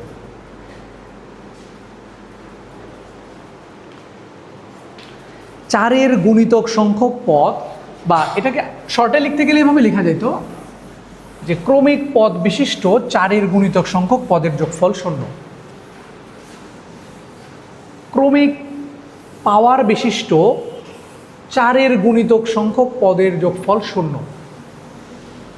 ক্রমিক পাওয়ার বিশিষ্ট 4-এর গুণিতক সংখ্যক পদের যোগফল কত? 0। দেখো এখান থেকে কিছু অঙ্ক আমরা করে ফেলি, চলো। এগুলো অঙ্ক কিন্তু পরীক্ষায় আসে। যে কোনো ক্রমিক সংখ্যা, আমি তোমাকে 10, 11, 12, 13 দিলাম না? ক্রমিক মানে হচ্ছে পর পর। তুমি আরেকটা বলো, কোনটা বলতে চাচ্ছ ক্রমিক 4টা? হ্যাঁ, 6, 7, 8, 9 করে দেখো, 0 চলে আসবে। 6, 8, 9 কি ক্রমিক? পর পর হইতে হবে। 6, 7, 8, 9। তুমি যদি বলো 33, 34, 35, 36, 91, 92, 93, 94, বা 90, 91, 92, 93, যে কোনো 4টা ক্রমিক সংখ্যা হইলে তার মানে আয়ের পাওয়ার থাকলে যোগফল হবে 0। এটা বিশ্বাস হয়েছে না, নাকি আরেকটা করাবো? হয়েছে, বিশ্বাস হয়েছে? ওকে। এগুলো কিন্তু প্রচুর আসে পরীক্ষায়, বিশেষ করে অ্যাডমিশন টেস্টে খুব বেশি আসে, কলেজ পরীক্ষাতে আসে, তোমাদের কলেজে আসে, এবং ছেলে পেলে ফেল করে। এই যে ইয়ার চেঞ্জ পরীক্ষা হবে 2 দিন পরে, রোববার থেকে শুরু হচ্ছে তোমাদের ভিকারুননিসা কলেজে। সব ছেলে পেলে ফেল করবে। 80 থেকে 90% পোলাপান ফার্স্ট ইয়ার থেকে সেকেন্ড ইয়ারে যেতে ইয়ার ফাইনালে ফেল করে। কেন? কারণ কোশ্চেনগুলো দেয় হচ্ছে অ্যাডমিশন টেস্টের কোশ্চেন, পারে না। কারণ সবাই করে কি, এইচএসসিতে ফার্স্ট ইয়ার যখন পড়ালেখা করে সব ধুমাই খালি বইয়ের অঙ্ক করে। বইয়ের অঙ্কই তো তুমি করবা। অ্যাডমিশন টেস্টে কি বইয়ের বাইরে থেকে অঙ্ক আসে? বইয়ের ভিতর থেকেই অঙ্ক আসে। কিন্তু তোমরা আসলে বুঝা পড়ো না যে একটা বই তো 10টা অঙ্ক আছে, তো 10টা অঙ্কের মধ্যে কোনটা কোথাকার জন্য গুরুত্বপূর্ণ, কোন অঙ্কটা বোর্ডে আসে, কোন অঙ্কটার বেসিক থেকে ভর্তি পরীক্ষায় কোশ্চেন আসতে পারে। যেটা হয় তোমরা তোমাদের ভাইয়া আপুদের থেকে শুনবা, যখন তারা এইচএসসি পরীক্ষা শেষ করে অ্যাডমিশন টেস্টের যখন 3 মাস সময় থাকে, তখন যখন মানে অ্যাডমিশন টেস্টের কোচিং করে, তাদের মাথার উপর আকাশ ভেঙে পড়ে। দেখছো ভাই বোন ছিল কারো বড় ভাইয়া আপু, কি করছে তারা? ওই 3 মাস প্রেশার যায় না অনেক? কারণ কি থাকে জানো? কারণ সেখানে একদিনে যায় দেখবে একটা চ্যাপ্টার শেষ করে দেয়, দিয়ে পরের দিন আবার পরীক্ষা নেয়। সো তুমি ধরে নাও এই জটিল সংখ্যা পড়বা আমার কাছে একাডেমিকে 8 থেকে 9টা বা 10টা লেকচারে, সেটা যখন তোমাকে একদিনে দিবে, একদিনে পড়াইতে গেলে আবার অ্যাডমিশনের পড়ো তো আরও হাই লেভেলের জিনিসপত্র ঢুকাই দেবে। সো নর্মাল জিনিস যারা পারে না তারা আবার হাই লেভেল কীভাবে পড়বে, একদিনের মধ্যে আবার শেষ করতে হবে। সো অনেক প্রেশার হয়ে যায়। সো এই প্রেশার থেকে উত্তরণের ওয়ে কি, কীভাবে মানে উত্তরণ হইতে পারো? একাডেমিক থেকেই অ্যাডমিশনের পড়াগুলো কমপ্লিট করে ফেলা। মানে অ্যাডমিশনের পড়াগুলো কীরকম? ধরো আমি তোমাকে ধারা শিখাইলাম, এখন এই ধারা থেকে আমি কি করব, 2-3টা অঙ্ক করাবো তোমাকে, যেটা এইচএসসির জন্য গুরুত্বপূর্ণ, আর একটা হচ্ছে অ্যাডমিশন টেস্টের জন্য গুরুত্বপূর্ণ। সো এইচএসসির থেকে অ্যাডমিশন টেস্টের অঙ্ক থাকবে একটু জটিল, মানে কনসেপ্টটা হতে হবে একটু ঘুরানো। সো আমি যদি তোমাকে এই শুধু এইচএসসির পড়ালেখাটা এখন পড়াই দিলাম, অ্যাডমিশনের ওই একটু ঘুরানো অঙ্কটা করাইলাম না, সেটাই তোমার কাছে ওই সময় যা বার্ডেন হয়ে যাবে। আমি যদি এখনই তোমাকে ওটা শিখাই দিই, তাহলে তোমার জন্য ক্যাচ করাটা ইজি হবে, কারণ তুমি একটা ফ্লোর মধ্যে আসো এখন। সো ট্রাই করবা যেখানেই পড়ো না কেন, যে সাবজেক্টই পড়ো না কেন, শুরু থেকেই এইচএসসির পাশাপাশি অ্যাডমিশন টেস্টের অঙ্কগুলো করে ফেলা। বেশি অঙ্ক না, বেশি কষ্টও করতে হয় না। অ্যাডমিশন টেস্টে খুব আহামরি কঠিন অঙ্ক আসে না, নর্মাল অঙ্কগুলোই আসে, একটু ঘুরে পেঁচায় দেয়। সো বিভিন্ন অ্যাঙ্গেল থেকে চিন্তা করাটা এইচএসসি থেকেই শিখে ফেলো। এতে লাভ হবে কি, ওই অ্যাডমিশন টেস্টের সময় যা শুধু রিভিশন দিবা, তুমি যা দেখবা আমাদের লেকচারগুলো দেখে যাবা, যদি পড়ো আমার কাছে, অ্যাডমিশন টেস্টের সময় যা দেখবা যা পড়াচ্ছে সব তোমার আগে পড়া আছে, তোমার কাছে নতুন কিচ্ছু মনে হবে না, জাস্ট মনে হবে ওয়াও চিল। পরীক্ষার হলে যাও দেখবা কি, এই অঙ্ক তো আমি ইন্টার থেকেই দেখে আসছি, অ্যাডমিশন টেস্টে যা দেখবা এই অঙ্ক তো আমি ভাইয়ের কাছে ফার্স্ট ইয়ার থেকেই দেখে আসছি। সো তোমার কাছে নতুন কিছু মনে হবে না, কনফিডেন্স পাবা, লিখে দিতে পারবা। সো যাই করো ইন্টার থেকে অ্যাডমিশনের মতো করে পড়ালেখা শুরু করো, নাইলে কিন্তু পরে যা বিশাল ধরা খাবা, মানে যেটা সবাই খায় আর কি। সো এদিকে একটু নজর রাখবা। আমরা অঙ্ক করি, চলো। I square I cube I to the power 101। বললাম এটার মান কত?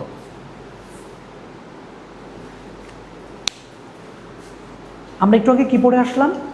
আয়ের পাওয়ার যদি ক্রমিক সংখ্যা হয় তাইলে চারের গুণিতক সংখ্যক পদের যোগফল হচ্ছে 0। এখানে কয়টা পদ আছে এটা আগে বলো।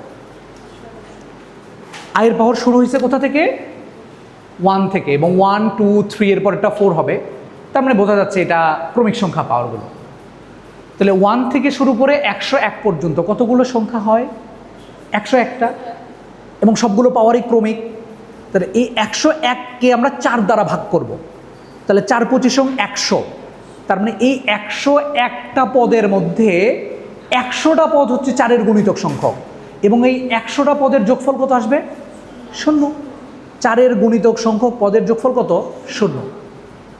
কথা কি ক্লিয়ার? তাহলে এখানে পদ আছে 101টা, তার মধ্যে 100টা পদের যোগফল হচ্ছে 0। তাহলে আর একটা পদ বাকি থাকবে, সেই একটা পদকে হয় শুরু থেকে রাখবা, না হলে শেষ থেকে রাখবা, মাঝখান থেকে আবার রাখতে যাও না।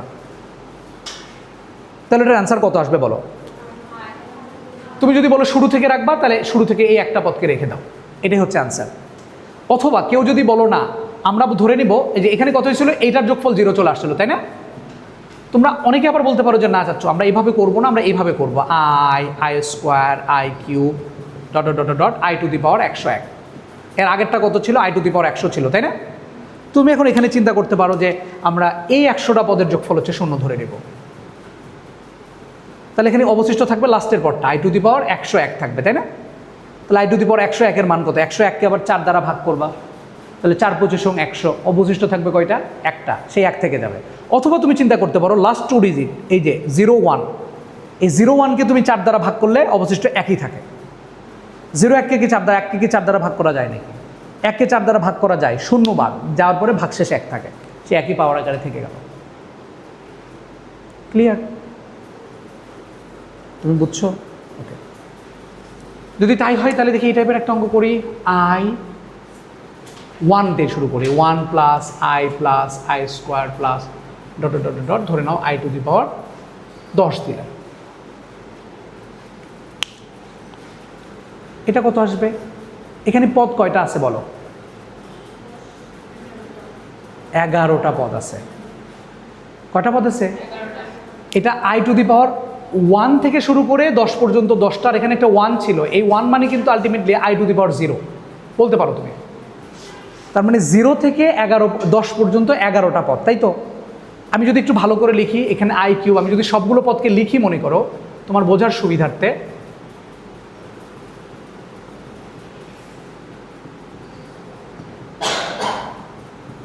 আমি সবগুলো লিখলাম মনে করো, যে কোনো 4টা পদের যোগফল 0 ক্রমিক হইলে, তাহলে দেখো এই 4টা পদের যোগফল 0, পরের 4টা পদের যোগফল 0, তাহলে এটার যোগফল 0, এটার যোগফল 0, অবশিষ্ট থাকবে এই 3টা পদ। লাস্টের 3টা পদও রাখতে পারতা, ফার্স্টের 3টা পদও তুমি রাখতে পারতা, কোনো সমস্যা নাই। তো ধরুন আমি লাস্টের 3টাকেই রাখতে, আই টু দি পাওয়ার 8 9 আর 10, তাহলে মান কত আসবে? 8 মানে কত? 4-এর গুণিতক সংখ্যক না 1, আই টু দি পাওয়ার 9 মানে আই টু দি পাওয়ার 10 মানে হচ্ছে -1, সো -1 + 1 আউট, শুধু আই থেকে গেল অ্যান্সারে।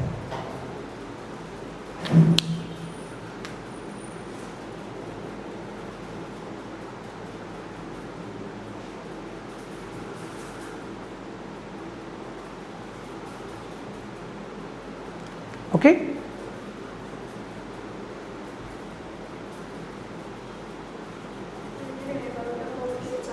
4 দ্বারা ভাগ করবো, তাহলে 8টার যোগফল 0 হয়ে গেল, অবশিষ্ট থাকবে 3টা পদ, যে কোনো 3টা পদ রেখে দেওয়া হয় ফার্স্টে থেকে অথবা লাস্টে থেকে। দেখো এখানে কত আসছে, এটা 1 প্লাস আই স্কোয়ার আসছে, ওই যে প্রথম 3টা পদই কিন্তু আলটিমেটলি রিপিট আসছে। 1 প্লাস আই স্কোয়ার প্রথম 3টা পদই রিপিট আসছে, প্রথম থেকেও রাখতে পারতা, শেষ থেকেও রাখতে পারতা। ক্লিয়ার? ওকে, এগুলো মোটামুটি এইচএসসি পর্যন্ত আসে এগুলো।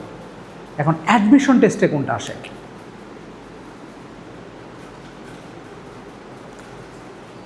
উঠানো হয়েছে সবগুলো?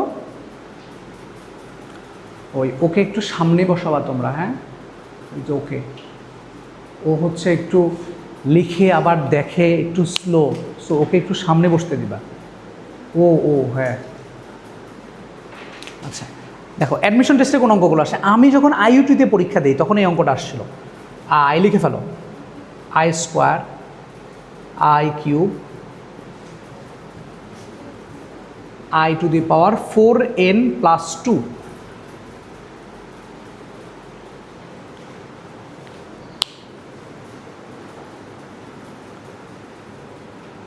আগে কি ছিল, আগের অঙ্কগুলোতে আমাকে শেষ নাম্বারটা বলে দিত তারা, তাই না? 100, 200, 500, 1000 যাই দেখলাম বলে দিত। বাট এখন দিচ্ছে 4n প্লাস 2, একটা সাধারণ নাম্বার দিয়েছে, একটা জেনারেলাইজ করে দিয়েছে, তাই না? এনের সাপেক্ষে। তোমাকে 4n প্লাস 2টা বোঝা লাগবে। খেয়াল করো, এটা আয়ের পাওয়ার কত থেকে শুরু হয়েছে? 1 থেকে শুরু হয়েছে, তাই না? তো 1 থেকে শুরু হয়ে আমার জন্য লাভ হয়েছে, কারণ 1 থেকে যদি 10 পর্যন্ত যাই তাহলে 10টা পদ, 20 পর্যন্ত গেলে 20টা পদ। বলো তো 4n প্লাস 2 এটা দ্বারা তুমি কি বোঝো? 4n প্লাস 2 দ্বারা তুমি অ্যাকচুয়ালি কি বোঝো? এটাকে যদি আমি বলি যে 4n প্লাস 2কে বাংলায় বলো, কি বলবা? 4n প্লাস 2 তো একটা ম্যাথমেটিক্যাল টার্ম, এটাকে তুমি বাংলায় বলো, 4n প্লাস 2কে কি বলবা? জোড় সংখ্যা। খুব ভালো কথা বলছে। জোড় সংখ্যা দিয়ে তো আমার এখানে কোনো লাভ নাই, আমার এখানে কোনোভাবে 4-এর গুণিতকের সাথে রিলেট করতে হবে, ঠিক কি না? কারণ 4-এর গুণিতক সংখ্যক পদ হলেই যোগফল আমি 0 লিখতে পারবো। হ্যাঁ বলো, খুবই ভালো কথা বলে ফেলছে। 4n মানে কি? 4-এর গুণিতক প্লাস 2, মানে 4-এর গুণিতকের থেকে 2 বেশি। 4n প্লাস 2 মানে কি? 4-এর গুণিতকের থেকে 2 বেশি। ধরে নাও n এর মান 1, n এর মান 1 হলে মান কত আসতেছে? 4-কে 4 আর 2 6, তার মানে i টু দি পাওয়ার 6 পর্যন্ত থাকবে। কথা কি বুঝছো? আই স্কোয়ার আই কিউব এরকম i টু দি পাওয়ার 6 পর্যন্ত থাকবে। n এর মান 2, তাইলে কত পর্যন্ত থাকবে? 10 পর্যন্ত। i এর মান 3, তাইলে থাকবে 14 পর্যন্ত। i এর মান 4, তাইলে থাকবে 18 পর্যন্ত। তাহলে i এর মান যদি 1 হয়, মনে করো n এর মান যদি 1 হয়, তাহলে পদ কয়টা? 6টা। 6টার মধ্যে 4টা পদ চলে যাবে, 2টা পদ বাকি থাকবে। আচ্ছা, i এর মান যদি 2 হয়, তাহলে 10টা, 8টা চলে গেল, 2টা পদ বাকি থাকবে। i এর মান 3 হলে 3 4 12 দিয়ে 14, 14-র মধ্যে 12টা চলে যাবে, 2টা পদ বাকি থাকবে। মানে অলওয়েজ 2টা পদ বাকি থাকবে না? কথা কি বোঝা গেল? তাহলে 4n প্লাস 2 মানে 4-এর গুণিতকের থেকে 2 বেশি, তার মানে 4-এর গুণিতক সংখ্যক পদের যোগফল 0। তাহলে অবশিষ্ট থাকবে কয়টা পদ? সেই 2টা পদ থেকে শুরু থেকে রেখে দিবা, এটাই অ্যান্সার। কথা কি ক্লিয়ার? 4-এর গুণিতকের থেকে 2 বেশি, সো 2টা পদকে আমরা রেখে দিব। 2টা পদ মানে i plus I square, I স্কোয়ারের মানটা একটু বসাই দিবা, আই স্কোয়ারের মান -1, এটাই হলো এটার অ্যান্সার।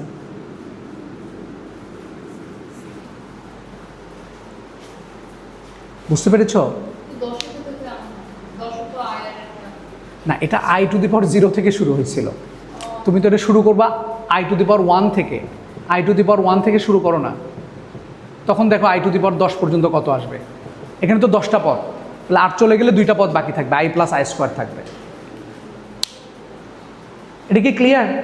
আচ্ছা, অনেকের মাথায় কিন্তু আরেকটা জিনিস আসতেছে, আমি বুঝতেছি তোমাদের মাথায় এটা আসতেছে যে আমার দরকার নাই, আমি এখান থেকে 2টা পদ রাখবো না, আমি এখান থেকে 2টা পদ রাখবো। মাঝখান থেকে রাখলে কিন্তু হবে না, কারণ মাঝখান থেকে যদি একটা রাখো, তাহলে এই মাঝখানেরটার আগে যে 4-এর গুণিতক ছিল, পরে যে 4-এর গুণিতক ছিল, এটা কি তুমি জানো নাকি? মানে কোনটা রাখতেছো এর উপর ডিপেন্ড করবে। এই কারণে মাঝখান থেকে না রাখে হয় ফার্স্টে অথবা লাস্টে থেকে রাখবা। অনেকেই চিন্তা করতে পারো আমি লাস্টে থেকে রাখবো। সো লাস্টে থেকে যদি তুমি রাখো কীরকম হবে দেখো, লাস্টের পরটা হচ্ছে i to the power 4n plus 2, তাই না? আমাকে বলো তো এর আগের পরটা কত আসবে? হ্যাঁ, 4n প্লাস 1, তাই না? এর আগের পদ মানে 1 কমবে। সো আমরা যদি বলি এখান থেকে এই পর্যন্ত যোগফল হচ্ছে 0, তাহলে আমার লাস্ট পর্যন্ত 2টা পদ বাকি থাকবে, i to the power 4n plus 1, i to the power 4n plus 2। বলো তো i to the power 4n plus 1 এটার মান কত? ওই 4n তো নিঃশেষে বিভাজ্য, তাহলে 1 শুধু বাকি থাকবে, i to the power 1, i to the power 2। ওই যে দেখো এখানে যেটা ছিল সেটাই। সো এই জন্য যেখানে থেকে এমন জায়গা থেকে রাখবা, হয় শুরু থেকে অথবা শেষ থেকে, যেখানে থেকে আমার মানটা বের করা ইজি, সেই জায়গাটা রাখবা। সো দেখো তো এই অঙ্কগুলোর থেকে এই অঙ্কটা কি বেশি জটিল? তো যখন আমরা এই অঙ্কটা শিখছি, এটার সাথে সাথে যদি এটা শিখে ফেলি, তাইলে আমার কষ্ট কতটুকু হবে। আর এটা না শিখে, এখন না শিখে ওই অ্যাডমিশন টেস্টের সময় যা যদি শুধুই অঙ্ক শিখতাম, আমাদের মাথায় কি কাজ করতো, অনেক প্রেশার মনে হতো না? সো এখনই যদি তুমি নর্মাল অঙ্কগুলোর সাথে অ্যাডমিশন টেস্টের ওই টাইপ থেকে কী কী অঙ্ক হইতে পারে এটা যদি শিখে যাও, তাহলে দেখবা যে পরের দিকে যা খুব ইজি মনে হবে লাইফটা। ওকে, আচ্ছা। আর বলো। হ্যাঁ হ্যাঁ, বুঝি না। আরেক ওই যে আই স্কোয়ারের মান -1 লেখার দরকার পড়ে না, মানে সবাই এটা আই আকারেই লেখে। √1 দেখতে কেমন লাগে না, একটু ভিজি ভিজি লাগে। আই মানে সবাই বোঝে √1। আই কিউবের ভ্যালু -i। হ্যাঁ, আই কিউবের ভ্যালু -i বের করে দেখাইলাম না, ওই I² × I² -1 -i। আই আকারে কেন রাখে? হ্যাঁ না, আইয়ের মান √-1 লিখবা না, কারণ আই নিজেই একটা আইডেন্টিটি, গোটা ওয়ার্ল্ড ওয়াইডই আইকে এইভাবেই চেনে। আই কিউবকে সবসময় ট্রাই করবা এই যে আইয়ের পাওয়ারটা যেন এক আকারে থাকে, মানে আই আকারে লিখতে হয়। এখন এটা কেন লিখতে হয় এটা আমরা কালকে এরপরের যদি ক্লাস করি কখনো, কারণ জটিল সংখ্যা এখনও যায় নাই। জটিল সংখ্যা মানে হচ্ছে a+ib আকারে লেখা হয়, মানে I itself is a representative of A complex number, মানে আই অ্যাকচুয়ালি কমপ্লেক্স নাম্বারকে রিপ্রেজেন্ট করে একটা নাম্বার যখন আমি দেখতে যাইবো। এই জন্য অলওয়েজ ট্রাই করি আইয়ের পাওয়ার 1 আকারে লিখতে কোনো সংখ্যাকে, কারণ আমরা পরের ক্লাসে দেখবা যে আমরা মডুলাস পড়বো, আর্গুমেন্ট পড়বো, সেই জায়গাগুলোতে আই থাকবে অলওয়েজ, মানে আইয়ের পাওয়ার 1 থাকবে। এ কারণে অলওয়েজ ট্রাই করবো আইয়ের পাওয়ার 1 আকারে লিখতে, আইকে আর না ভেঙে শুধু আইয়ের পাওয়ার 1 আকারে লেখার ট্রাই করব। এটা ক্লিয়ার? আচ্ছা, এটার পরের বার বুয়েটে একটা অঙ্ক আসছিল এইরকম, আমার এক্স্যাক্ট ডাটা মনে নাই, বাট অঙ্কটা হচ্ছে এরকম। সেটা হলো ধরে নাও এরকম দিল 1 + i + i² + i⁴n divided by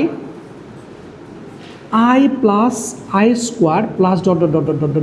i⁴2019। এটা মনে মেবি 2019 সালে আসা একটা অঙ্ক।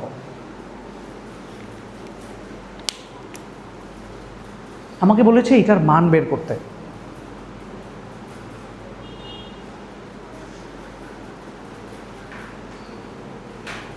এটা দেখেই প্রথমে তোমরা ঘাবড়ায় যাবা, হায় হায় এটা কি দিছে। বাট আমি চাচ্ছি অঙ্কটা তোমরা করো, দেখি পারো কি না। আমি জানি না কি আসবে, কিছু একটা আসবে। হ্যাঁ, ওইটা ডিভাইডেড বাই এটা।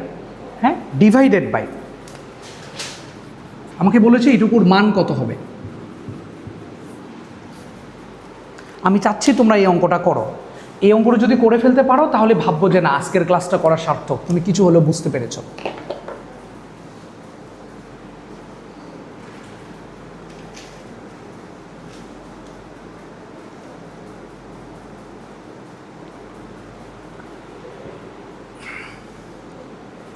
নিচেরটার ভ্যালু তো বের করা যায়। নিচেরটার ভ্যালু কত?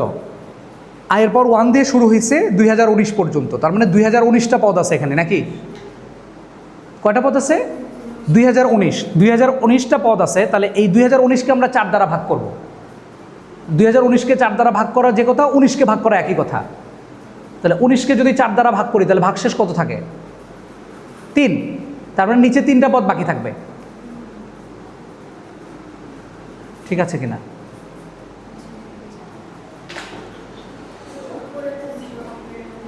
না, উপরটা 0 হবে না। 1 দিয়ে শুরু হয়েছে তো, i⁴ দিয়ে শুরু হয়েছে তো।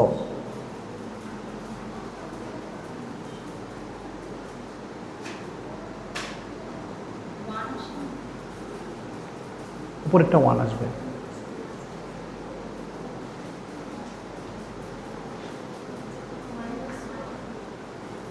এক্স্যাক্টলি এরকমই কিছু একটা অ্যান্সার আসার কথা।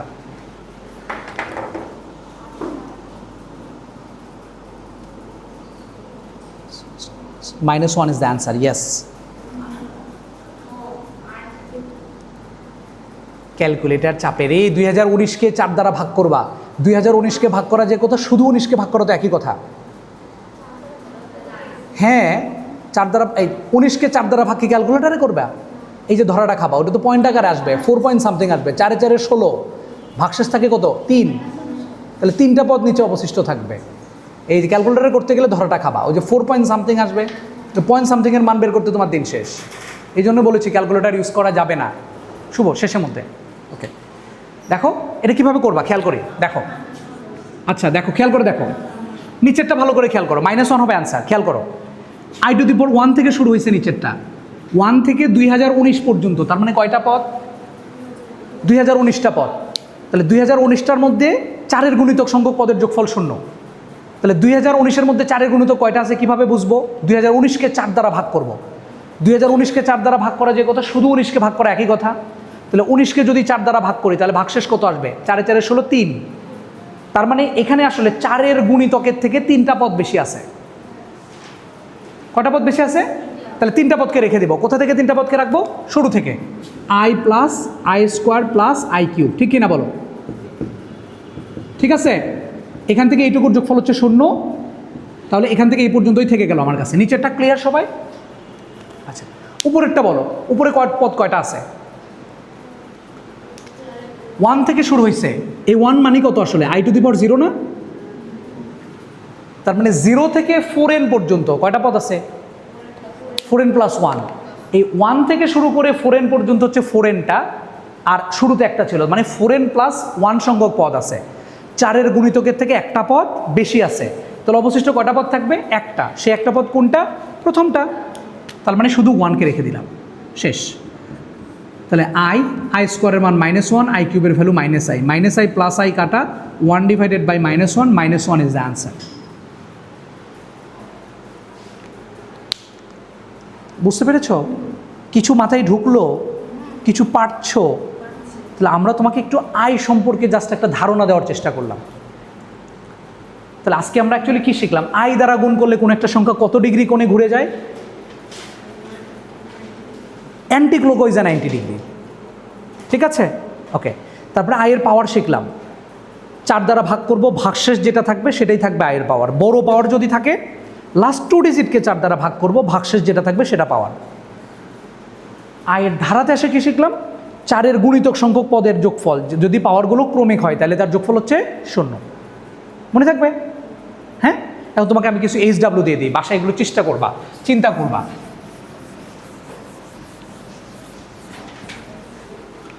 ধরো এতক্ষণ পর্যন্ত আমরা ক্রমিক শিখলাম, এখন যদি আমি শুধু তোমাকে আয়ের পাওয়ারগুলো জোর দিয়ে দিই, 2 4 6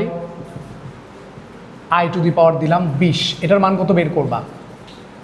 বিজোড় পাওয়ার দিলাম, আয়ের পাওয়ার 1, আয়ের পাওয়ার 3, আয়ের পাওয়ার 5, আয়ের পাওয়ার 21 পর্যন্ত দিলাম। চেষ্টা করবে এগুলো করার। ক্রমিক কিন্তু দিই নাই এখন, দেখছো নাকি? ব্রেক করে করে দিছি। তাহলে এগুলোর মান কত আসবে? এই দুটো হোমওয়ার্ক দিলাম, দেখি কতজন পারো। ঠিক আছে, ছোট্ট একটা কাজ করতে হবে, আমাকে একটু তোমার নাম্বারটা লিখে দিবা। শুভ স্যারকে মনে হয় দিয়েছো, কিন্তু শুভ স্যারের ক্লাসে তো অনেকেই ছিলা, ঝটপট একটু লিখে ফেলো না, নাম এবং ফোন নাম্বারটা দিবা, যে ফোনে হচ্ছে তোমরা হোয়াটসঅ্যাপে থাকো আর কি। হ্যাঁ, আন্টির নাম্বার অথবা তোমাদের নাম্বার, একজনের নাম্বার দিলেই হবে।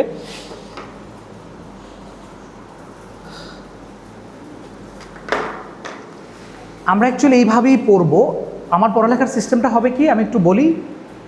ক্লাস আগের দিনে যা হবে, আমি যে টপিকই পড়াই না কেন সেই টপিক থেকে এইচএসসি এবং অ্যাডমিশন টেস্টে কী কোশ্চেন আছে এটা আমি পড়াই দিব। এবং আগের দিন যা পড়া হবে পরের দিনে ক্লাসের শুরুতেই ওই টপিকের উপরে এক্সাম নেব একটা, কখনো কখনো এমসিকিউ, কখনো কখনো সিকিউ। যখন আমার কাছে মনে হবে যে আজকের টপিকে এমসিকিউ বেশি আসে পরীক্ষায়, সো এমসিকিউ নেব, কখনো সিকিউ নেব। আবার এমনও হতে পারে দুটো মিক্স করেও নিতে পারি, এমসিকিউ সিকিউ দুটো মিক্স করেও নিতে পারি, এটা ডিপেন্ড করবে। এবং ওই দিনেই ক্লাসের শেষে হোক অথবা পরীক্ষার পরে হোক, ওই কোশ্চেনগুলো যেগুলো তুমি পারবা না সেগুলো নিয়ে অ্যানালাইসিস হবে, তারপরে অ্যাকচুয়ালি আমরা পড়ালেখা করব। আমাদের ক্লাসগুলো ধরে নাও 2.25 ঘন্টা থেকে 2 ঘন্টা করে হবে, ধরে নাও 2 ঘন্টা। আর আমরা সপ্তাহে পড়বো 2 দিন, শুক্র শনিবার, এছাড়া আমি পারবো না। আমার নাম কি জানো তোমরা? নাইম স্যার। আর আমাকে কি এর আগে কখনো দেখছো? তোমরা শিখোতে ক্লাস করছো কখনো? শিখো একটা অনলাইন প্ল্যাটফর্ম। আমি হচ্ছে উদ্ভাসে ক্লাস নিতাম। আমি বুয়েট 12 ব্যাচ, মানে ইন্টার পাস করছি 2012 সালে। তারপরে বুয়েটে নেভাল আর্কিটেকচার, মেরিন ইঞ্জিনিয়ারিংয়ে পড়ালেখা করেছি, তারপর থেকে উদ্ভাসে ক্লাস নিতাম। উদ্ভাসে 2022 সাল 23 সাল পর্যন্ত ছিলাম। উদ্ভাসের ম্যাথ ডিপার্টমেন্ট পুরোটাই আমি দেখতাম। তোমাদের আপুরা যে ইঞ্জিনিয়ারিং বইগুলো পড়ে, প্রশ্ন ব্যাংক থেকে শুরু করে কনসেপ্ট বুক, সব আমার লেখা, এগুলো উদ্ভাসের যা দেখো সব আমার করা। এখন হয়তো বা নতুন নতুন আপডেট হয় এগুলো। পুরো 23 সাল পর্যন্ত ম্যাথ ডিপার্টমেন্ট পুরোটা আমি চালায় আসছি। তারপরে আমি বাংলাদেশ ব্যাংকে জয়েন করলাম, যখন বাংলাদেশ ব্যাংকে চাকরি করি আমি এখন, তারপরে তো আর উদ্ভাসে ক্লাস নিতে পারি না, কারণ দিনের বেলা ক্লাস থাকে। সো তখন উদ্ভাস ছেড়ে দিছি, দিয়ে শিখতে এখন রাত্রেবেলা ক্লাস নেই। আর শুক্র শনিবার করে ট্রাই করতেছি তোমাদেরকে এখানে পড়ানোর। এই হচ্ছে আমার ছোট্ট পরিচয়। আর কিছু জানতে চাও কিনা বলো? তোমাদের শুভ ভাইয়া ফিজিক্স অনেক জোস পড়ায়, এবং আমার কাছে যেটা মনে হয়েছে, মানে শুভর ফিজিক্স পড়ানো আমি দেখছি তো, ও কিন্তু আমার জুনিয়র, শুভ আমার জুনিয়র, ধরো ও মনে হয় 13 ব্যাচ না 14 ব্যাচ। সো শুভর যেটা হয়েছে, ও মানে সত্যি কথা এটা, যে আমি তো অনেক মানুষকেই দেখছি ফিজিক্স পড়ানো। এখানে তোমরা স্বামী ভাইকে তো চেনো, স্বামী ভাইয়ের নাম শুনছো না? যা স্বামী ভাই, বাবু ভাই, এখানে অনেক মানুষই পড়ায়, মনির ভাই, এগুলো সব কিন্তু আমাদের বুয়েটের বড় ভাই, সবার সাথে আমাদের সম্পর্ক আছে। সো আমি ম্যাক্সিমাম টিচারের পড়ালেখা করার মানে জানি। শুভর মতো কনসেপ্টের মধ্যে ঢুকে পড়াবে এরকম মানুষজন আমি কমই দেখছি লাইফে। যে সবাই শুধু ম্যাথ করায়, থিওরি পড়ায় দিয়ে চলে যায়, কিন্তু ওই ম্যাথটা যে ফিল করানো যায় এইরকম মানুষ খুব কম জীবনে। সো শুভ ভাইয়ের কাছে পড়লে আই থিঙ্ক ভালো করবা লাইফে। আর শিশির যে ছেলেটা আছে, ও ছেলে হচ্ছে বুয়েটের 21 ব্যাচের নতুন ছেলে, কিন্তু ও জোস পড়ায় কেমিস্ট্রি। জোস মানে জোস পড়ায়। ঠিক আছে, তাহলে সবাই ভালো থেকো, তাহলে সুস্থ থেকো। আর কালকেও আমাদের ফ্রি ক্লাস হবে, যদি চাও। তোমাদের কাছে মেসেজ গেছে না একটা? তোমাদের কাছে গেছে কিনা জানি না। কালকে শুভ তো সেম টাইমে মনে হয় রাখছি আমরা, না? শুভের কাছে তো আসবাই, কালকে যদি আসো দেখা হবে ইনশাল্লাহ। হ্যাঁ, ঠিক আছে। হ্যাঁ, কালকে সকাল 8টায়।